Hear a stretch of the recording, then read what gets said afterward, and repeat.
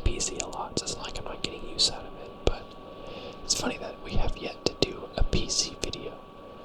Anyway, welcome to Apex Season 6. As usual, they've added a new champion like they do every season. This season it's Rampart, and she's got some interesting abilities, increased magazine capacity, and faster reloads when using LMGs, so Spitfire and Devotion and L-Star.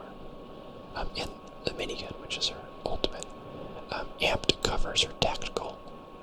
She holds 3 charges, but you can have up to 5 shields out at once if you wait for your thing to recharge. It's like half metal wall, half one-way shield, and when you're shooting through it, your bullets do extra damage, but it blocks incoming damage. When I first read about this, I was like, this is going to be so OP, but it's actually like that you can break the shield by shooting the metal half of it, and they take a second to come out, and if you shoot them while you're deploying them, they break. They're not that big, etc., etc. They're useful, but I was worried they were going to be just stupid OP from what they sounded like. But they're definitely useful, but I don't think they're going to be anything game-breaking. Her ultimate basically lets you place a heavy machine gun turret. You can have up to 3 out at once, but your ultimate only places 1. So if you wait for it to charge again, you can place another one. So that's what she gets extra ammo and reload speed with, compared to everyone else.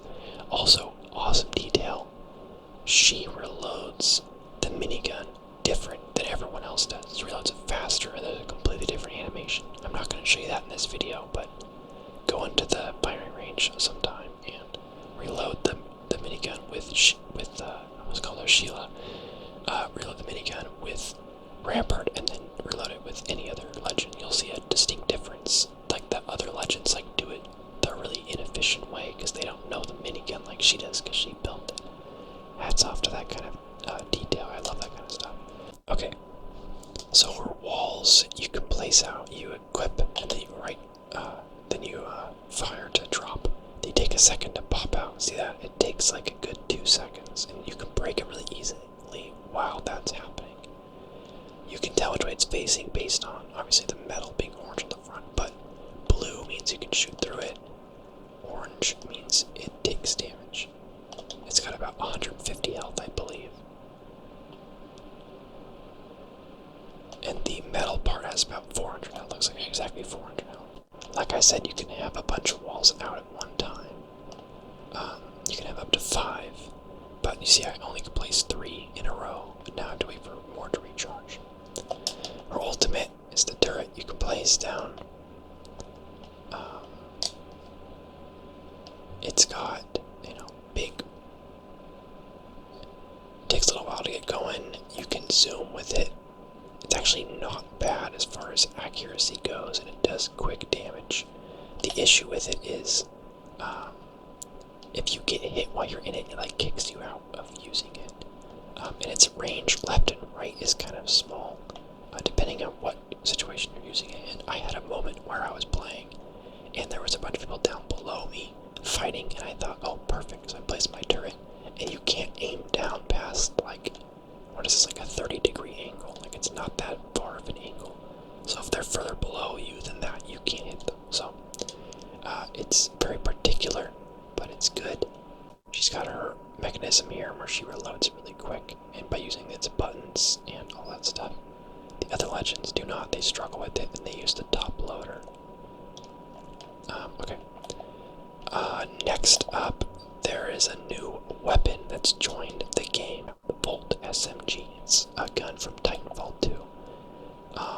And every season when they say there's a new gun coming, I'm like, please be the Bolt, please be the Bolt. And this is it. It's here. This gun shreds. It does so much damage, and it's accurate. The clip size is pretty moderate. It's generous, but it's not anything giant. This is the new R99, my friends, and thank goodness for that, because R99 is in the supply drops only. It is a red tier gun this season. So I'm glad we have a ground loot replacement for it. The Volt, it can take a digital threat. It's energy, so it takes energy mag. You can put a barrel stabilizer stabilizer on it, all that good stuff. So one of the most notable buffs is that, or I guess not just buffs, but changes, is that weapons that can have precision choke, as in Peacekeeper and Triple Take, come stock with it. When you pick it up, it comes with precision choke. You can turn it on and off if you don't want it, but it comes with it now. Triple Take also got a fire rate increase. Triple Take just keeps getting buffs and buffs, and it's already good. So be on the lookout for Triple Takes and give them a try this season. They're gonna be good. But yeah, Volt is fantastic. Give it a try. So I was about 100 credits short of being able to unlock Rampart right away. So my first game back was as Crypto. I had to play through to level up to unlock, but I was so close. But I picked Crypto, and I probably will continually pick Crypto because he didn't get a buff at all, but he kind of did indirectly. Because Rampart, depending on how popular she ends up being, her walls and her turret can all be destroyed by Crypto's EMP from his drone. Which means you could have a team that's just got walls set up and turrets set up, and they're just ready to, destroy you with their fortress. All it takes is one EMP to take it all down. So, I think we're going to see more Crypto if Rampart becomes a popular choice, which I think she will be for at least a while. Everybody was playing Loba when she first came out, but I feel like I never see Loba now, because she's not like that good. So let's go. While I'm doing the kind of the looting part of this game, I'm gonna go through some patch notes. I actually have them on my phone this time instead of trying to do it all from memory, which I feel like I usually do. Biggest change probably is the armor. There's no more non-Evo armor. It's all Evo. Wait, it's all Evo armor. Always has been. They changed all the armor to Evo armor, and purple only goes to 3 blocks, 325s. You can see it in the bottom left. And then red armor is 4. So there's no 125 health armor. It only goes up to 100. So, but when you drop with no armor, if you do 50 damage, it puts on white armor. So you get 1 block. And then if you do like 150, you get blue, which is 2 blocks. And if you do, however much, 250, you get purple. And then you do 500, you get red. But armor can spawn as any tier up to purple. So you can pick up white, blue, and purple Evo armor and then level it up from there. Obviously, I think you saw me pick up purple Evo armor, but I can still level it up to red. So, nice. With that though, gold armor is really not special anymore. Gold, I'm hoping that they buff it, because it's just like, why would you ever use it now? It's only 3 blocks instead of 4. The ability is still what they changed it to, with where you use a shield cell and it gives you 2 blocks, which is dumb because it's 3 is its max, which means you still have to use 2 to get to full. But you end up having to use your second shield cell just for 1 block, which is like what you do anyway. So, I don't know, the whole thing, I feel like gold should be a 4 block armor, or just change what it does, because I feel like, I don't know, maybe put it back to the double speed heal, or maybe not double, but maybe just faster healing. Because it's really, there's no reason to use it. I always go for red armor over gold now.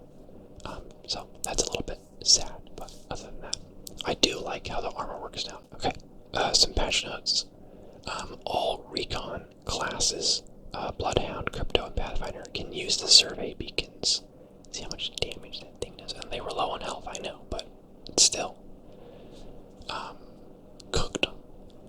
All 3 recon champions can use survey beacons, just like it was just Pathfinder before, but now all 3 of those characters can do it, where you can, scan and it shows you where the next circle is going to be. So that's nice for them, but it makes you think, oh, Pathfinder's not, that's one less reason to use Pathfinder. He's not special anymore. But what they did to compensate is they made it so every time Pathfinder uses a survey beacon, his zipline cooldown gets decreased by 10 seconds.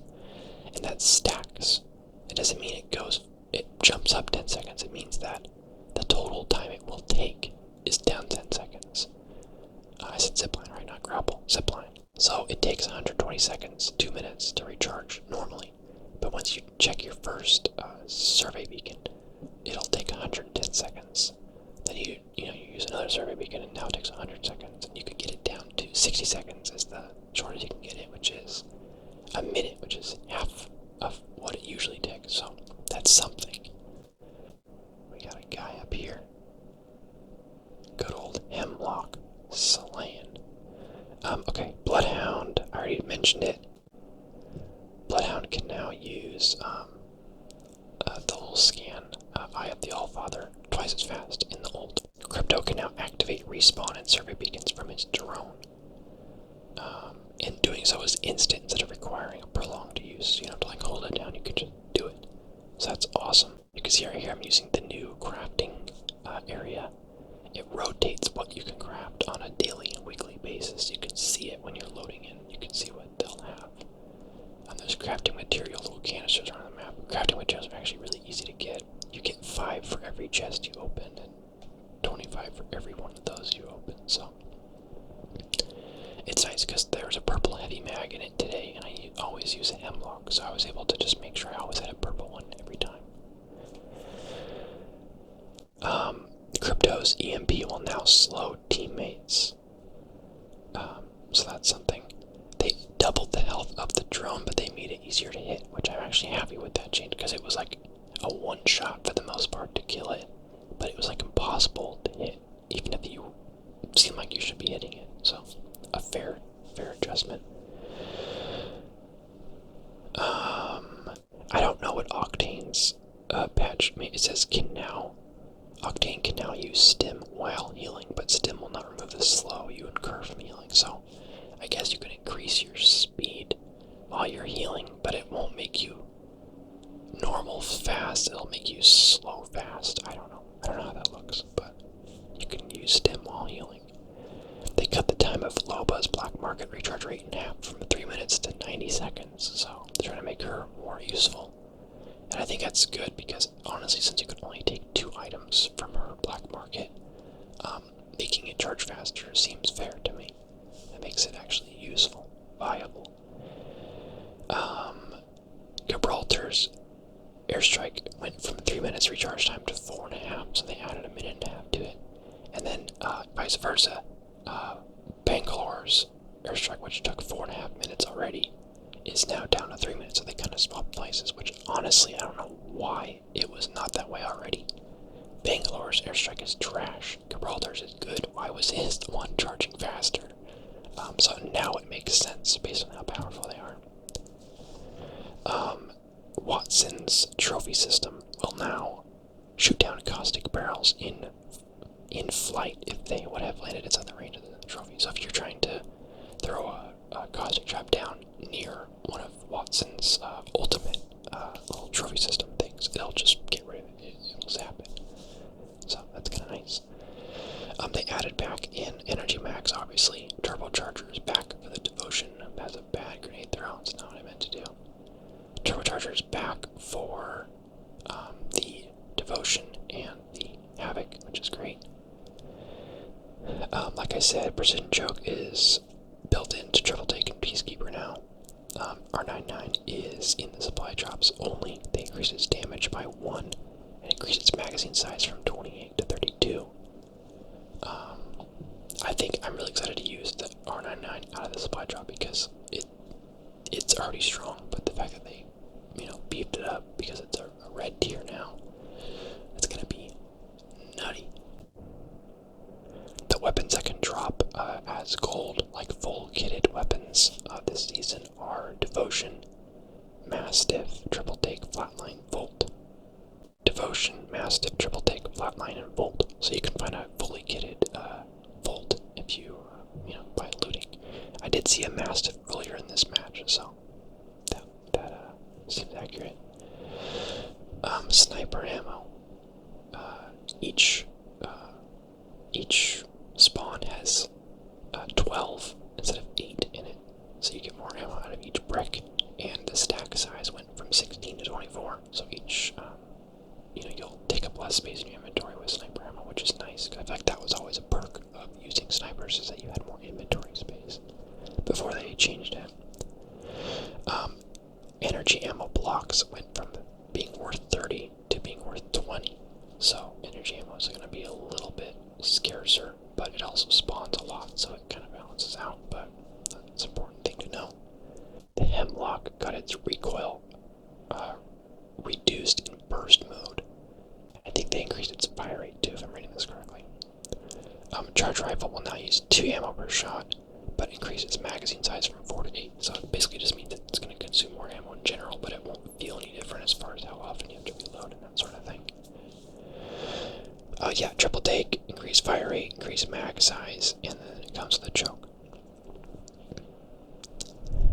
I freaking love the Volt, man. It's so strong.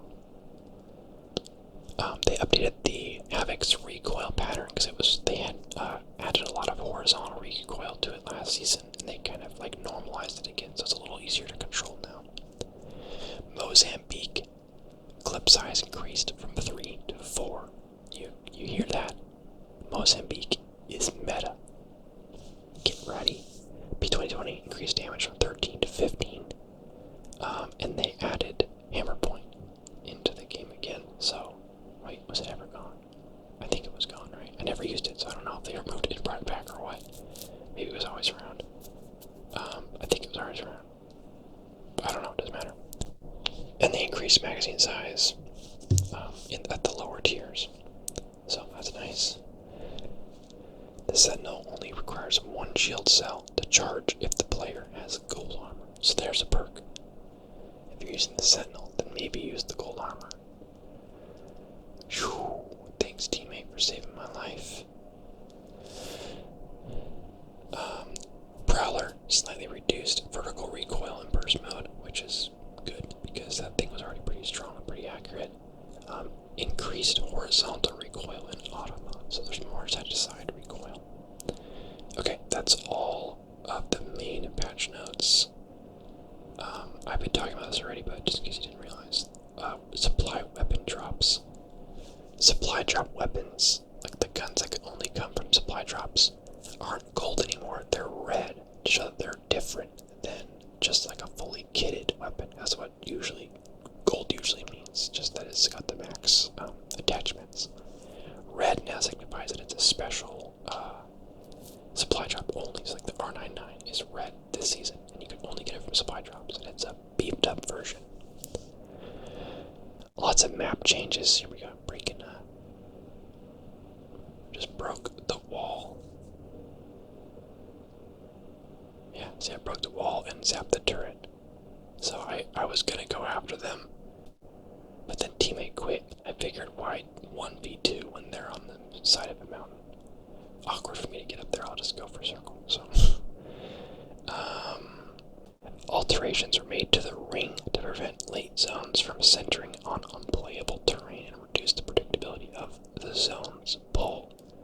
So it just made the zone smarter, as I'll call it, where it's not going to go over an area that is just a bit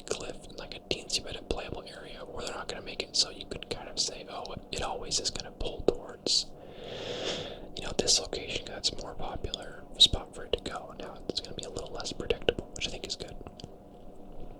I've never been one to try to guess where the storm's going to go, or the ring, I mean. But I imagine it's not hard to kind of guess, because it seems to be a fairly predictable thing. But yeah, no, I'm happy with pretty much all the things that they did. They made some weapons that I think needed some love. They gave them some attention. They added the Volt, which is great. They gave underused champions more reason to be used. The one thing I'm sad about it, like I said, is the gold armor feels kind of underwhelming now and not worthy of being gold. If you're going to choose purple or red tier over it, if you're going to choose, a purple armor because it can turn into a red armor over gold, then, that means gold needs some help. Hey, look, a gold knockdown shield. So there's 2 duos left. Oh, they're fighting over there too. That is when you want to push, my friends. Too often do I see it happen where someone is in, especially in trios, you'll have one teammate left, and they'll have 2 full trios left. and the two trios will start fighting. And it's like, this is your highest chance to win right here. You gotta fight them while they're fighting. Because if you don't, whichever team wins is just gonna 1v3 you afterwards. You have to fight them while everything's, chaos. Unless you're just that good. Or you can just hope to get lucky. But if you want to be smart, you fight them while they're fighting. So, unfortunately, by the time I got there, they finished off the other team. And it's now a 1v2. But guess what I've got? A Volt. I did 68 with that grenade. And then threw the thermite down the hall. Did a 108 or something to him. So I broke both their shields, but oh yeah, this play. Rest in peace, my friend. So there's just one left. This guy went for the revive. Like a big dum-dum. Got the gold knockdown too. And I was like, how about a finisher move for the last kill? But yeah, he went for the revive. I mean, he was weak, so I guess. But I don't know, you're Gibraltar, you got your arm shield, you could have done some damage to me. But him reviving his teammate was like, oh, easy win. Like, as soon as I heard that sound, well, as soon as I saw him drop his little shield bubble, I thought, oh, he's gonna revive him. Because he revived faster in that if you're Gibraltar. There we go, 7 kills, 2,399 damage with my boy Crypto. Definitely, if you see Rampart being used a lot, give Crypto a try, because he's going to be extra useful this season if that's the case. Otherwise, thanks for watching. I appreciate you. Looks like it's going to be a cool season. I'm excited to play more of the new champion and destroy people with the Volt more. It's so satisfying. Yeah, but thanks for watching. I'll see you guys next time. This is your kid.